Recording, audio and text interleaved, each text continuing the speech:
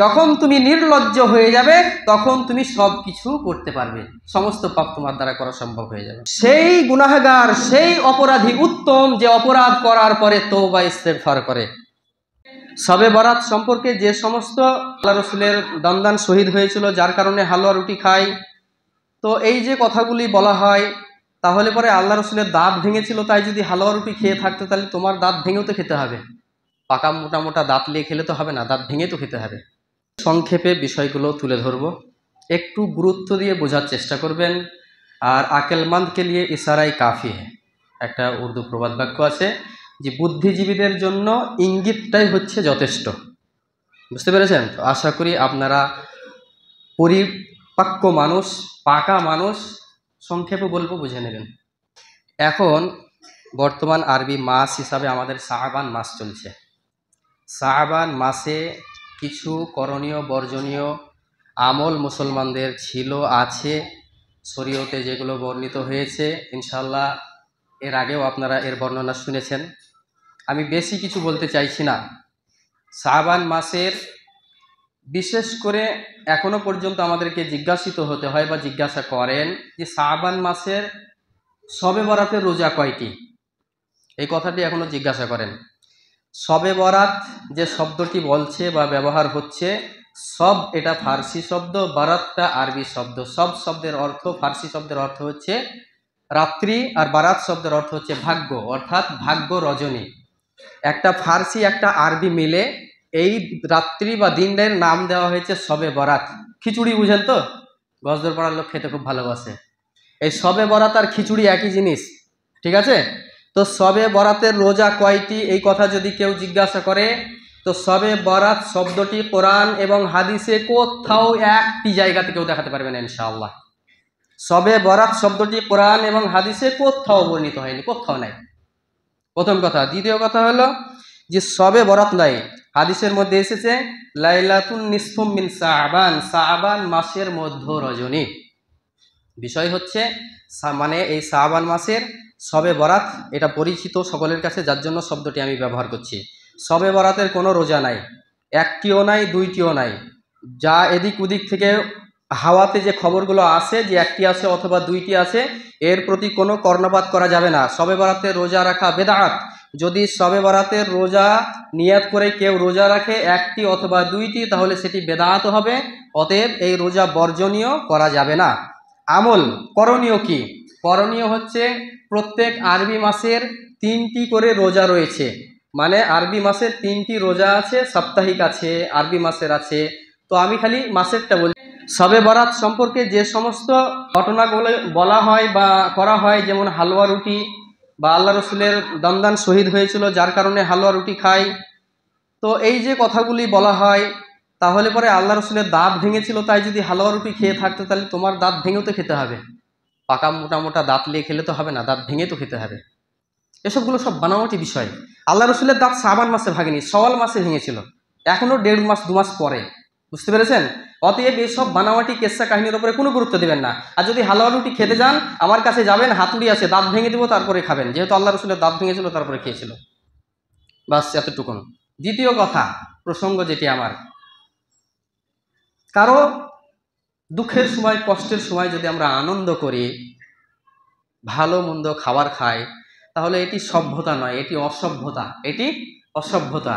একটা বাচ্চা ছেলের সোনা কেটে দিচ্ছে, সে কত কষ্ট পেয়েছে, রক্ত ঝরছে, হাউমাউ করে কাঁদছে, সে কত দুঃখে কষ্টে আছে আপনি জানেন না? আর আপনি বাড়িতে গরু কেটে খানা করে আনন্দ করে খাবেন, এটা আপনার সভ্যতা? অসভ্যতা। ছেলেটাকে জিজ্ঞাসা করিয়েন না, আপনাদের হয়নি, বুঝেন না এইসব বিষয়গুলো? আরে কোরআন এবং হাদিসের মধ্যে এসব কোনো কিছু নাই। খাতনা দিতে গেলে কোনো ধরনের খানা আয়োজন কোনো কিছু করার প্রয়োজন নাই, চুপচাপ দিয়ে দিবেন। যেটা খরচ করে অন্যদের কাছে পাওয়ার আশা করে যেটা আপনি খরচ করে খাওয়াচ্ছেন, আপনি ফকির, মিসকিন, অভাবী, দরিদ্রদের প্রতি লক্ষ্য রাখুন, এবং আপনি অপচয় না করে আপনি করেন কি, আপনার ছেলেকে যত্ন নিন, যাতে করে সে ইসলামী শিক্ষায় শিক্ষিত হয়ে আপনার ভবিষ্যতের জন্য একটা পাত্র তৈরি হতে পারে, সেজন্য আপনার জন্য কোনোদিন দোয়া খায়ের করে, অথবা সে যেন মসজিদের সাথে সম্পর্ক রাখে। বুঝতে পেরেছেন? এই অযথা নোংরামি এবং এই বেফালতু মানে অযৌক্তিক অসভ্যতার মধ্যে সমাজকে জর্জরিত করে রাখিয়েন না। আসুন আমার মূল বিষয়ের দিকে আমি যাই। আজকে সমাজের মধ্যে যে সমস্ত পাপাচারগুলো হচ্ছে, অসভ্যতাগুলো হচ্ছে, নোংরামিগুলো হচ্ছে, যেগুলো মানুষ জানার পরেও অজানা ভান করে মানুষ বেধর্মীদের অনুকরণ করে যে সমস্ত অন্যায় অশ্লীলতা পাপাচারগুলো করছে, তার মূল একটি কারণ রয়েছে, তা হচ্ছে নির্লজ্জতা। নির্লজ্জতা। হায়া, লজ্জা, শরম কিচ্ছু থাকে না। লজ্জা, হায়া, শরম কিচ্ছু থাকে না, যার কারণে মানুষ এই সমস্ত কাজগুলি করতে পারে। আজকে পরিষ্কার আপনি দেখবেন যে মানুষের মধ্যে লজ্জা নাই, হায়া নাই, তার ঈমান নাই। যার ঈমান নাই তার লজ্জা হায়াও নাই। এ কথাটা আমি বলিনি, একটু পরেই দুটি হাদিস বর্ণনা করব, পরিষ্কার হয়ে যাবে আপনাদের যে আমি কি বলতে চাইছি। ভালো করে বুঝবেন। এ কথাগুলো বলার আমার মূল কারণ হচ্ছে, আর কয়েকটা দিন পরেই আমাদের রমাজান মাস আসবে।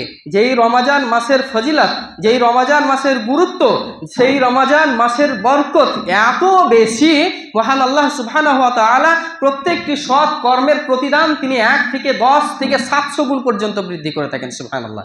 বুঝতে পেরেছেন? শুনবেন ইনশাআল্লাহ, শোনাবো। বড় ভাই অথবা ছোট ভাই কেউ শোনাবে ইনশাআল্লাহ।